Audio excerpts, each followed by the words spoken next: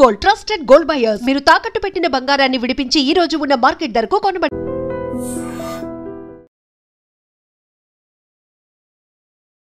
నమస్కారం, welcome to I dream. ధర్మ మార్గం విత్ విజిత కార్యక్రమానికి స్వాగతం.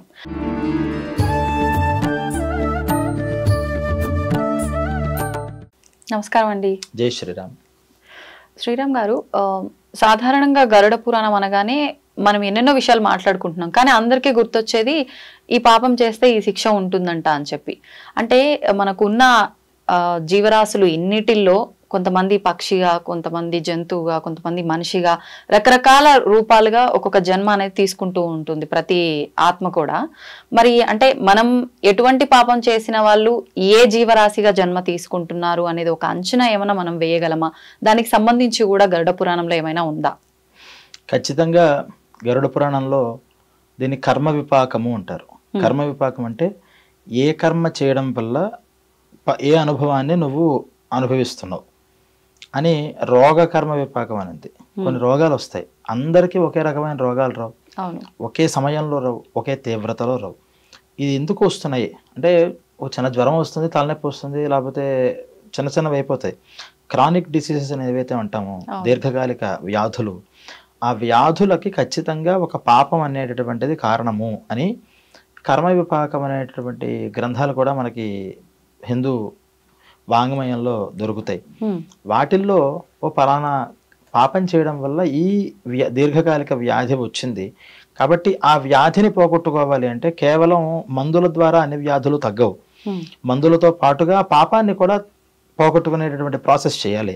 కాబట్టి దానికి మనం బాహ్యంగా ఏం చేయగలుగుతాం, ఫిజికల్గా ఏం చేయగలుగుతాం, మంత్రపరంగా ఏం చేయగలుగుతాం, ప్రాయశ్చిత రూపంగా ఏం చేయగలుగుతాం అని అన్ని వైపుల నుంచి దాన్ని మనం ప్రయత్నం చేస్తే ఖచ్చితంగా ఆ వ్యాధిని మనం పోగొట్టుకోవచ్చు. అలా ఈ జన్మల్ని మనం పోగొట్టుకోగలం అంటే, ఈ జన్మల గురించి ఆలోచిస్తుంది మానవుడు కాబట్టి మళ్ళీ అలా వచ్చే జన్మలను అయితే పోగొట్టుకోవచ్చు. అంటే జన్మో అది మనం తప్పించుకోవచ్చు.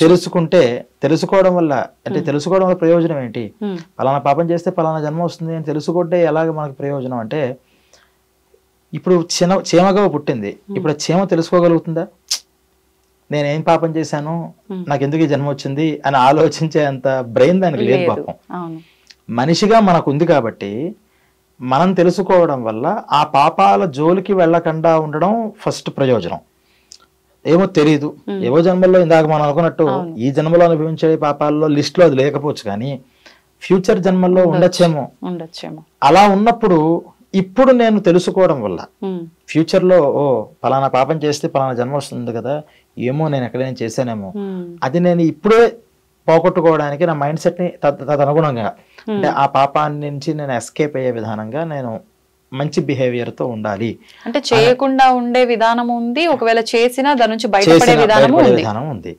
అలా తెలుసుకోవడం వల్ల చేసిన పాపాల నుంచి బయటపడతాడు, కొత్త పాపాల్లోకి ఇరుక్కోడు. అందువల్లే మనకి గరుడ పురాణంలో ఇటువంటి విషయాలన్నీ కూడా చెప్పుకుంటూ వచ్చారు. దీంట్లో ఫర్ ఎగ్జాంపుల్ ఫస్ట్ చిన్న కృమి కీటకాలు అంటాం, అక్కడి నుంచి పిపీలిక, అది బ్రహ్మపరి అంతా ఉంటారు. పిపీలిక అంటే చిన్న మనకి మైక్రోగా ఉన్నటువంటి సూక్ష్మ జీవులు, అక్కడి నుంచి బ్రహ్మ దాకా సృష్టి ప్రారంభం కదా. ఈ కురుములు ఎలా పుడతాయి? చిన్న చిన్న కురుములు, కీటకాలు అంటారు. అవి మనం కొండ చీమలు, ఎర్ర చీమలు, నల్ల చీమలు, కొన్ని ఏమో పురుగులు. ఆ పురుగులు ఎలా ఉంటాయంటే రాత్రిపూట పుట్టి ఆ వెలుతురుకి చచ్చిపోతాయి, మళ్ళీ పొద్దున కదా, విత్ ఇన్ మినిట్స్ లోనే వాటి పుట్టుక చావు కూడా అయిపోతుంది. కొన్ని పేడ పురుగులు, ఆవు కవు డంగు నుంచి లోపల ఎక్కడ పుడతాయి, కడుపులోంచి అయితే పుట్టవు, కానీ మరి దాంట్లోనే పేడలో పుడతాయి, అక్కడే చచ్చిపోతాయి, కాసేపు అయితే చచ్చిపోతుంటాయి.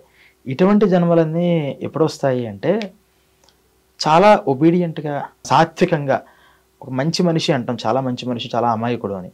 అమాయకుడు అంటే ఏంటంటే తన పని తను చేయడం తప్పితే మాయల మాటలు ఆడడం, అబద్ధాలు ఆడడం, ఇబ్బంది పెట్టడం, కన్నింగ్ మెంటాలిటీ ఏమీ లేకుండా తన పని తను చూసుకుంటూ ఉంటే వాళ్ళ హృదయాన్ని కానీ వాళ్ళ శరీరాన్ని కానీ గాయపరిచిన వాళ్ళకి ఈ కృమి కీటక జన్మలు వస్తాయి అని చెప్పారు. అంటే సాఫ్ట్ గోయింగ్ పర్సన్స్ జోలికి వెళ్ళకూడదు, వాళ్ళు చాలా డేంజర్. ఎందుకంటే హార్ష్గా ఉండే వాళ్ళతో కూడా మనం చేస్తే సరే ఇద్దరు ఒకటే కదా అని వదులుతారేమో, కానీ భగవంతుడు మంచి వాళ్ళ జోలికి వెళ్ళకూడదు. మంచి వాళ్ళ హృదయాలు గాయపెట్టిన, వాళ్ళ శరీరాలు కొంతమంది కొడుతూ ఉంటారు. మనం చిన్న పిల్లల్ని కూడా చూస్తూ ఉంటాం. కొంచెం అమాయకంగా ఉన్న పిల్లాడిని ఎక్కువ ఏడిపిస్తూ ఉంటారు, వాడిని కొడుతూ ఉంటారు. దానివల్ల ఏమవుతుందంటే వాడి హృదయం గాయపడినా, శరీరం గాయపడినా ఖచ్చితంగా వాళ్ళ జన్మ కృమికీటక జన్మలు వస్తూ ఉంటాయి. అలాగే నాలెడ్జ్ పర్సన్స్, ఒక పవిత్రమైనటువంటి మనం బ్రాహ్మణ హింస అంటారు. బ్రాహ్మణ హింస అంటే సరే ఇప్పుడు మనం మాట్లాడితే కులపరంగా బ్రాహ్మలు అని అనడానికి లేదు. ఎందుకంటే కులపరంగా మన కులాలు లేవు అసలు, తెలుసా మీకు? కులాలు మన దగ్గర లేవు, మనం పెట్టుకున్నవే కులాలు. వర్ణాలు ఉన్నాయి. బ్రాహ్మణ వర్ణం, క్షత్రియ వర్ణం, వైశ్య వర్ణం, శూద్ర వర్ణం. ఈ వర్ణాలు అంటే ఏంటంటే వాళ్ళ బిహేవియర్ బట్టి, వాళ్ళ క్యారెక్టర్ బట్టి, వాళ్ళ డైలీ లైఫ్ స్టైల్ బట్టి పలానా వాళ్ళు బ్రాహ్మలు, పలానా వాళ్ళు క్షత్రియులు, పలానా వాళ్ళు వైశ్యులు, పలానా వాళ్ళు శూద్రులు అని ఒక డివిజన్స్ చేశారు. చేసిన డివిజన్స్ తర్వాత ఈ పరంపర నిలబడాలి అంటే ఒక జ్ఞానవంతుడుగా ఉన్నావు కాబట్టి నీ కొడుకు నువ్వు జ్ఞానం నేర్పించగలుగుతావు. సిఏ గారు పెద్ద చార్టెడ్ అకౌంటెంట్ అయినా వాళ్ళ కొడుక్కి చాలా సింపుల్ గా అవుతుంది అతను వర్త్ క్యాండిడేట్ అయితే. కానీ బయట వర్త్ క్యాండిడేట్ ఉన్నా తండ్రి ఒక కండక్టరో లేకపోతే ఒక డాక్టరో అయితే ఇంత సింపుల్ గా అతనికి అవ్వదు. అదే అందుకని ఆ ఇంట్లో ఒక వాతావరణం, మన ఇంట్లో ఉన్నటువంటి వాతావరణం ఏదైతే ఉందో ఆ విద్యలు తొందరగా అబ్బుతాయి కాబట్టి చిన్నప్పటి నుంచి అవే మాటలు వింటూ ఉంటారు, అవే విషయాలు ఆలోచిస్తూ ఉంటారు. ఒక కంసాలి వర్క్ చేసే గోల్డ్ స్మిత్ ఉన్నారు, చిన్నప్పటి నుంచి అవే పనిముట్లు చూస్తాడు, ఆ బంగారం, ఆ తూనికలు ఏం చేస్తున్నాడు చూస్తాడు కాబట్టి సర్టెన్ ఏజ్ రావడంతోనే చాలా సులువుగా చెప్పొచ్చు. ఇప్పుడు నా పోటీ వాడు వెళ్ళి నేను గోల్డ్ స్మిత్ అవ్వాలి, ఏం చేయాలి అంటే నాకు చాలా ట్రైనింగ్ ఇవ్వాలి, కష్టం అది. అందుకని పరంపరని కాపాడండి అని చెప్పి ఫస్ట్ ట్రైనింగ్ తల్లి తండ్రి ఇవన్నీ ఇవ్వాలి అని పరంపరను పెట్టారు. కొంతకాలం వరకు అంటే కొన్ని లక్షల సంవత్సరాల వరకు కూడా ఆ పరంపర అలా సాగుతూ వస్తూ ఉండేది. కానీ తర్వాత మళ్ళీ దైవ నిర్ణయం, అన్నీ సాగినా ఆయనకు నచ్చదు, అన్నీ సాగకపోయినా నచ్చదు. అన్నీ సాగితే ఆయనే అదంతా విధ్వంసం చేస్తాడు, అంతా విధ్వంసం అయిపోతే మళ్ళీ ఆయనే వచ్చి దాన్ని బాగు చేస్తుంటాడు. ఇదంతా ఒక సృష్టి ధర్మం. దాని కారణంగా ఈ పరంపర అంతా కూడా పోయింది. ఒక దగ్గరికి వచ్చిన తర్వాత పోయిన తర్వాత నేతి బీరకాయల్లో నెయ్యి లేనట్టుగా కేవలం బ్రాహ్మలు అని చెప్తారు కానీ బ్రాహ్మణ్యం లేదు, క్షత్రియులు అనుకుంటాం కానీ క్షాత్రం లేదు. ఇలా ఒక్కొక్క జన్మలోనూ ఒక్కొక్క విషయం పోయింది. అందుకని ఇప్పుడు మనం కులం కాదు ఇక్కడ కాన్సెప్ట్. బ్రాహ్మణుల్ని గాయపరచడం అంటే విద్యావంతులు, చదువుకున్నటువంటి వాళ్ళు, ఒక నియమబద్ధమైనటువంటి జీవనం చేస్తున్న వాళ్ళు, ఆచారపరులు ఎవరైతే ఉన్నారో వారిని గాయపరచకూడదు అనేటటువంటిది ఇంకో అర్థం. ఇందాక మనం చెప్పుకున్నది సాఫ్ట్ మైండెడ్ పర్సన్స్, ఇది జ్ఞానవంతులుగా, ఒక ఆచారవంతులుగా, వేరే వాళ్ళ జోలికి వెళ్ళరు, ఏదో మడి తడి అని లోపల కూర్చుని వాళ్ళ పని ఏదో దైనందిక జీవితం చేసుకుంటూ ఉంటారు. వాళ్ళ జోలికి వెళ్ళకూడదుట, ఇబ్బంది పెట్టకూడదుట. అలాగే దేవాలయాలు మనం చూస్తుంటాం కొన్ని చోట్ల. ఇటీవల కాలంలో కూడా పాపం ఆ పూజారుల పరిస్థితి ఏంటి, లోపల గుళ్ళో కూర్చుని దేవుడికి పూజ చేసుకుంటారు. అంటే అందరూ మంచి వాళ్ళని ఉంటారని మనం అనడానికి లేదు, కానీ మంచి వాళ్ళు అయి ఉంటే ఖచ్చితంగా ఆ పాపం మనకి తగులుతుంది. తగిలినప్పుడు ఎలా జన్మ తీసుకుంటారు? కురుమి ఫస్ట్ చెప్పాము, చిన్న తలలో పేలు ఉన్నాయి చూసారా, ఎలా పుడుతుంది అది, ఎక్కడి నుంచి వస్తుంది? దానికన్నా అమ్మా నాన్న ఉన్నారా? లేరు. అది ఎలా వస్తుందో తెలియదు, చెమట నుంచి వస్తుంది. మళ్ళీ చెమటలోనే మనం ఏదో నొక్కుతాం, ఇలా ఒక దానికి ఆలోచించాం, అమ్మో అని ఆలోచించాం, నొక్కి పడేస్తాం. అలా ఏదో దోమలు వస్తుంటాయి, ఈగలు వస్తుంటాయి, ఇలా మనన్నీ కూడా అలాంటి జన్మలు. అందుకనే మీకు సెవరల్ గా ఉంటాయి. మీకు మనిషి సంతానం ఎంత, మానవుడి జనాభా ఎంత, ఏనుగుల జనాభా ఎంత, పులుల జనాభా ఎంత, ఈగలు దోమలు జనాభా చూస్తే అవి కోకొలలుగా ఉంటాయి. అంటే అవి ఎన్నిసార్లు ఎత్తాలో అన్నిసార్లు ఎత్తుతూనే ఉంటాయి. అంటే ఒక దోషానికి నేను ఒకసారి కాదు కొన్ని వందల సార్లు తిట్టా, కొన్ని వందల సార్లు కొట్టా, కొంత వందల మంది వేల మంది మంచి వాళ్ళని నేను ఇబ్బంది పెడుతూనే ఉన్నా. మరి నేను ఎన్నిసార్లు ఎత్తాలి ఆ జన్మలు? అందుకని ఆ కృమి కీటకాలన్నీ లక్షల కోట్ల జనాభా ఉంటాయి, తొందరగా పుడతాయి, తొందరగా అవి నడుస్తూ ఉంటాయి. అవి స్పామ్ చాలా తక్కువ ఉండాలి, అవి ఎక్కువ కాలం ఉంటే ఉపయోగం లేదు. చాలా తక్కువ కాలం బ్రతుకుతాయి, ఆ తక్కువ కాలంలోనే శరీరం తక్కువ, దాని మనస్సు కూడా తక్కువట. అందుకనే మనస్సు బట్టే పాపం వస్తుంది అని బాగా జ్ఞానవంతుణ్ణి కనుక మనం ఇబ్బంది పెడితే వచ్చే పాపం తీవ్రంగా ఉంటుంది. చాలా జ్ఞానం లేదు వాడు కొంచెం తక్కువ ఉంటుంది. ఈ జ్ఞానం బట్టి మనస్సు యొక్క తీవ్రత బట్టి దాన్ని వాళ్ళు వెళ్ళారు. అందుకనే ఈగలు దోమలు చంపేస్తూ కొట్టేస్తుంటాం దోమల్ని. ఇప్పుడు మనిషిని చెప్పిన పాపం వస్తుందా? కానీ మరి అది జీవే కదా అంటే దాని మానసిక స్థితి బట్టి తక్కువ పాపం వస్తుంది అని ఈ విధానంగా చెప్పారు. దీంట్లోనే ఇప్పుడు గాయపరచడం గురించి మనం మాట్లాడుకున్నాం. సెకండ్ది ఏంటంటే హత్య. హత్య అంటే మనిషిని చంపేయడం. ఈ చంపేయడం వల్ల వచ్చేది దోషం ఎటువంటిది అంటే మనం చూస్తాం, క్షయరోగం అంటారు, అంటే మూర్ఛ, ఫిట్స్ ఇవన్నీ ఉంటాయి కదా. ఆ రోగాలు దేనివల్ల వస్తాయి అంటే చాలా మంచి మనుషులు ఎవరైతే ఉన్నారో, మంచి మానవత్వంతో ఉన్న మనుషులు మన వల్ల మరణిస్తే అటువంటి క్షయరోగం అనేది వస్తుంది అనేటటువంటిది ఒకటి చెప్పారు. మరి ఈ జన్మలో క్షయరోగం మనకి వచ్చిన వాళ్ళు ఉన్నారు. దానికి ఏమన్నా మందులు ఉన్నాయంటే లేవయ్యా, ఏవో మందులు వాడుతున్నారు కానీ కొంతమంది పట్టిస్తే కొంతమంది పట్టిపో. ఎందుకు పట్టిస్తున్నా, ఎందుకు పట్టివ్వట్లేదు అంటే మనం ఒకసారి దాని మీద బాగా రీసెర్చ్ చేస్తే ఖచ్చితంగా ఆ కుటుంబంలో పట్టించింది చిన్నప్పుడు ఉండేది, తర్వాత తగ్గిపోయింది అనేటటువంటి కుటుంబంలో వాళ్ళు కూడా సాఫ్ట్ మైండెడ్ పర్సన్స్ అయి ఉంటారు. చిన్నప్పటి నుంచి అవి నేర్పించి పెద్దవాళ్ళు ఎవరైనా కనిపిస్తే వాళ్ళకి కాస్త ఒబీడియంట్గా వాళ్ళ దగ్గర ఉండడం, కాస్త ఎవరికైనా పరోపకారం, ఇతరులకి ఉపకారం చేసేటటువంటి ఒక మైండ్ సెట్తో వాళ్ళు ఉండడం, పిల్లాడికి కూడా అది నేర్పించడం లాంటి విషయాలు, ఏదో గుడ్ క్వాలిటీస్ ఖచ్చితంగా ఆ కుటుంబంలో ఉంటే ఈ రోగం అనేది కొంతకాలం అనుభవించాలి కాబట్టి వచ్చి తర్వాత దూరం అయిపోతుంది. లేకపోతే అది కొనసాగుతూ ఉంటుంది. అది కొనసాగుతున్నప్పుడు మనం ఏం చేయాలి అంటే ఏ దాని వల్ల ఈ దోషం వచ్చిందో ఆ దోషాన్ని పోగొట్టుకోవాలి. అంటే తీవ్రమైనటువంటి ఆ ఫిట్స్తో రోగం అనుభవిస్తున్నప్పుడు ఇలా ఎవరైతే ఒక పూర్ పీపుల్ అదే ఒక జెన్యూన్ పీపుల్ వాళ్ళు ప్రాణాపాయ స్థితిలో ఇబ్బంది పడుతూ ఉంటే వాళ్ళకి మన శారీరకంగా సర్వీస్ చేయగలిగితే సర్వీస్ చేయడం, శారీరకంగా చేసే పరిస్థితి మాకు లేదండి, నాకే చాలా ఇబ్బందిగా ఉంది, మనీ పరంగా కానీ ఏదో రూపంగా ఆ సపోర్ట్ని చేస్తూ మనస్సులో ఏదో నేను అటువంటి పాపాలు ఎటువంటి వాళ్ళకి నేను ఏదో చేశాను కాబట్టి ఇది వచ్చింది నాకు అని తెలియడం కోసం మన వ్యూవర్స్కి చెప్తున్నాం.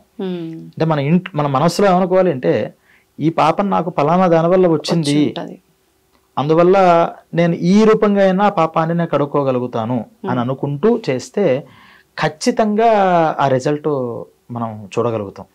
అంటే లైఫ్ ఎండ్ వరకు ఈ రోగాన్ని అనుభవించాల్సిన వాళ్ళు ఖచ్చితంగా ఒక 4 to 5 years ఆ రోగం నుంచి బయటపడడానికి మందులు ఉపయోగపడతాయి. అప్పటిదాకా వాడినా పనిచేయని మందులు అప్పుడు పనిచేయడం స్టార్ట్ అవుతాయి. అందువల్ల రియలైజేషన్ ఫస్ట్ ఏ పరిహారానికైనా ఫస్ట్ కావాల్సింది ఏంటంటే పశ్చాత్తాపం.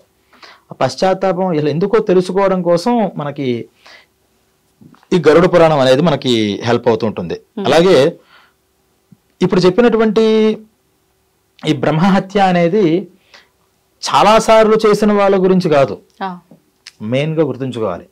చాలాసార్లు చేసిన వాళ్ళకి ఉండేటటువంటి పాపాలు వేరు.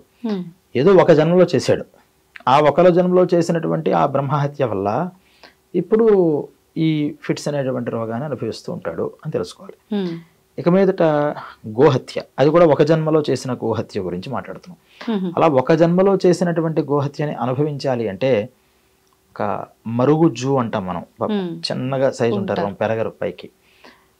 అటువంటి జన్మ ఎందుకు వస్తుంది అంటే గోవులకి వాళ్ళ వల్ల ప్రాణాలు కోల్పోతే వేరే జన్మలలో అప్పుడు ఈ మరుగుజ్జు జన్మ వస్తుందట. పాపం ఎంత ఇబ్బంది పడతారండి వాళ్ళు. పాపం వాళ్ళు చూస్తేనే అసలు మనకి అంటే పాపం వాళ్ళు నిజంగా చూస్తే వాళ్ళు చాలా స్ట్రాంగ్ ఉంటారు. మనం చాలా సినిమాల్లో వాటిలో కూడా చూస్తాం, వాళ్ళకి సంఘాలు కూడా ఉన్నాయి. వాళ్ళు ఎంత బ్రేవ్గా ఉంటారంటే నిజంగా శరీరం చేతిలో కాళ్ళు పొద్దగా ఉన్న వాళ్ళు కూడా సాధించలేనివన్నీ కూడా వాళ్ళు అంత దాంట్లో ఉండి కూడా సాధిస్తూ ఉంటారు. నాకేమనిపిస్తుంది అంటే పాపం వీళ్ళకి శరీరం ఇలా ఉంటేనే ఇలా ఉన్నారే, నిజంగా మరి బాడీ అంతా కరెక్ట్గా ఉంటే ఏ రూపంగా ఉండేవారని. అంటే పాపం అన్ని ఇచ్చిన భగవంతుడు ఆ పాపాన్ని కూడా అనుభవించడం కోసం జన్మ పెట్టడంతో శరీరం ఏమో అంత అయింది, దానికోసం ఈ అనుభవాన్ని పొందుతూ ఉంటారు. ఇప్పుడు ఇటువంటి అనుభవాలు ఎలా ఉంటాయంటే ఇప్పుడు మనం చేయడం వల్ల మారుతుందా వెంటనే, ఇప్పుడు ఆవుల్ని చూడమన్నారు కదండి, ఆవుల వల్ల చంపడం వల్ల వచ్చింది కదా, ఇప్పుడు ఏదో ప్రాణోత్క్రమణం అంటే చచ్చిపోయేటటువంటి ఆవులు నేను బ్రతికిస్తాను, దాన్ని సేవ చేస్తాను, ఆవులు గోశాలలో తిరుగుతాను, ఈ జన్మలో నాకు శరీరాలు పెరిగిపోయి పెద్దదైపోతానా అంటే జన్మ ఎత్తినటువంటి జన్మని మనం గుర్తుంచుకోవాల్సింది. ఇందాక ఈగలకి దోమలకి ఆ విషయం తెలియదు కాబట్టి అవేం చేయలేవు కాబట్టి అవి అనుభవించాలి. మనం ఏం చేసాం ఇందాక ఆ విషయంలో, ఓ పలానా చేస్తే మనకు ఆ జన్మలు వస్తాయి ఏమో, మనకు తెలియ కూడా చేసుండామేమో అని అలా మంచి వాళ్ళ జోలికి మనం వెళ్ళకుండా వీలైనంత వరకు గుడ్ పీపుల్ కి మనం హెల్ప్ చేస్తూ ఉండడం అనేది ఒక లైఫ్ స్టైల్ మారుస్తాం, జాగ్రత్త పడతాం. ఇప్పుడు ఈ విషయంలోకి వచ్చేప్పటికి ఇలా చిన్న మరుగుజ్జులు లాగా పుట్టినటువంటి వాళ్ళు ఇది ఒక జన్మతో అయిపోతుంది అని అనుకోవడానికి లేదు. నేను మనం ఇంట్రడక్షన్ లో ఫస్ట్ ఇంట్రడక్షన్ చెప్పిన కారణమే అది. ఎంత తీవ్రంగా అది బాధపడింది మనం చంపినప్పుడు, ఆ ఆవు ఎంత తీవ్రంగా బాధపడింది అనేది డబల్ 10 గా మనకి మారి వస్తుంది. అలా వచ్చినప్పుడు ఒక జన్మలో ఆ పాపం సరిపోకపోవచ్చు, అది ఇంకా జన్మాలు కంటిన్యూ అవ్వచ్చు, తెలియదు కదా.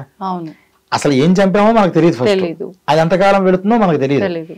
కాబట్టి ఈ ఎవరైనా ఇలా శారీరకంగా చిన్న ఎదుగుదల లేకుండా బాధపడుతున్న వాళ్ళు, అంటే వాళ్ళని మనం కించపరచడానికి మాట్లాడేటస్తుమా, మనం వాళ్ళ మంచి కోసం చెప్తున్నాం. ఇది అంటే ఈ రోజుల సమాజంలో ఏ విషయం మంచిగా చెప్పినా అది వేరే రూపంగా వెళ్ళిపోతుంది. అని నేను చాలా గౌరవంతో చాలా ప్రేమతో నేను చెప్తున్న విషయం. వాళ్ళకి ఈ విషయం తెలుసుకోవడం వల్ల ఓ మనకి ఈ పాపం గోవుకి సంబంధించినటువంటి అపరాధం అంటే హత్య, లేకపోతే దానివల్ల మనకి ఇబ్బంది పడి అది గాయం అయ్యి చాలా కాలం ఇబ్బంది పడడం దానివల్ల వచ్చింది. కాబట్టి గోశాలల్లో సేవ చేస్తూ నెలకి ఒక రోజైనా వారానికి ఒక రోజైనా ఎన్ని రోజులు వీలైతే అంత, ఎంత సేవ చేయగలిగితే అంత, పేడ తీయడం, ఆవులు క్లీన్ చేసే దగ్గర హెల్ప్ చేయడం, ఇలాంటివి చేసేదానికి డబ్బులతో పనిలేదుగా, ఎవరైనా చేసుకోవచ్చు. సరే మాకంత టైం లేదండి, చెందలేదండి, అప్పుడు సెకండరీ డబ్బు వస్తుంది. కానీ డబ్బుతో చేసినంత మాత్రాన 100% ఎఫెక్ట్ రాదు. మనం వెళ్ళి ఆ present లో చేస్తే 100%, అది లేకపోతే మొత్తం స్కిప్ చేయకుండా ఆ డబ్బు ఇవ్వడం వల్ల 50% అనేది మనకు వస్తుంది. అందువల్ల ఆ రూపంగా గోవులు కనుక చేయగలిగితే ఆ పాపం కంటిన్యూ అవ్వకుండా అక్కడతో స్టాప్ అవుతుంది. మరి ఈ జన్మలో మేము అనుభవించే పుణ్యం ఏమిటి అనేది కూడా చూడాలి కదా. మానసికంగా చాలా మంది ఇబ్బందులు పడుతూ దానివల్ల శరీరం వల్ల చాలా ఎగదాడులు చేస్తుంటారు. అటువంటి వాళ్ళకి ఈ గోసేవ ఫలితం వల్ల ఆ బాధ నుంచి విముక్తి అయ్యే అవకాశం ఉంటుంది. ఈ జన్మలో శరీరం మారకపోయినా మానసిక సాంత్వన లభిస్తుంది. కాబట్టి ఇలా సేవ చేసే వాళ్ళకి ఖచ్చితంగా మారుతుంది అని మనం దాని ద్వారా తెలుసుకోవచ్చు. ఇక్కడ మనకి ఇంకో క్వశ్చన్ రావాలి, ఏంటంటే అసలు ఇది ఏ పాపం, ఇది ఎన్ని రోజులు ఉంటుంది, ఎప్పుడు వస్తుంది అనే విషయాలు ముందరగా తెలిస్తే బెస్ట్ కదా. మనకి అసలు మన కంట్రోల్లో ఉండక్కర్లేదు, అవకాశం ఉంటుందా, మన కంట్రోల్లో ఉండక్కర్లా, కనీసం మనకి తెలిస్తే అన్నా మనకు బాగుంటుంది కదా అనుకుంటాం. నేనేమంటానంటే తెలుసుకుని ఏం చేస్తాము, ఇది ఎప్పుడు జరుగుతుంది, ఎప్పుడు వస్తుంది ఏంటి అని అంటే వాస్తవానికి ఇప్పుడు మనకు సుఖం కోల్పోతాం. అంటే మనం ఏదో పలానా పాపం చేసాము, ఒక 10 years తర్వాత మనకి ఒక స్కిన్ డిసీజ్ వస్తుంది అని అనుకుంటే ఈ రోజు నుంచే మనకి టెన్షన్ స్టార్ట్ అవుతుంది. 10 years తర్వాత నాకు ఈ శరీరం ఉండదు అని ఆ 10 years తర్వాత అనుభవించాల్సినవన్నీ ఫస్టే మొత్తం మొహానికి అన్ని పాము వేసుకుంటూ కూర్చోవడం, కనిపించే ప్రతి మేకప్ ట్రై చేసేయడం, ఎందుకంటే 10 years తర్వాత నేను చేయలేనేమో అని మన కాన్సన్ట్రేషన్ అంతా దీని మీద మారిపోవడం వల్ల ఈ 10 years అనుభవించాల్సినవన్నీ దూరం అయిపోతాం. అందుకని భగవంతుడు ఏం చేశాడంటే పాస్ట్ని తెలుసుకున్న ఫ్యూచర్ని ఆపేశాడు, తెరవేసేశాడు. ఫ్యూచర్ మనకేం తెలియదు, పాస్ట్ బేస్ చేసుకుని ఫ్యూచర్ ఎలా ఉంటుందో కూడా మనం కనీసం ఊహించలేం. అప్పుడే వర్తమానాన్ని అనుభవించగలుగుతాము అనే విషయాన్ని మనం తెలుసుకోవాలి. అంటే మొత్తానికి ఇవన్నీ విన్న తర్వాత అనిపించింది ఏంది అని అంటే, నిజంగా మీరు అన్నట్టుగా ఒక ఎరుకతో చేస్తాం ప్రతి పని కూడా. ఇలా మొదలు పెట్టాము అంటే ఖచ్చితంగా మన ధర్మాన్ని మనం పాటిస్తాం, ఖచ్చితంగా పాటిస్తాం, ఈ భయంతో అయినా కూడా. ధన్యవాదాలండి. తవ్వండి, తవ్వుతూనే శివలింగం సరే దాన్ని అట్లా కప్పేసేయండి, చూపించదండి. మూర్తి పూజ కాదు, సాక్షాత్ బ్రజేంద్ర నందన భగవాన్ ఉన్నారు మూర్తిలో. ఏమీ ఆశించకుండా ఆరాధించే వాళ్ళు కూడా ఉన్నారా ప్రభుజీ? నిజమైన భక్తి అంటే మనకు తెలియదు కాబట్టి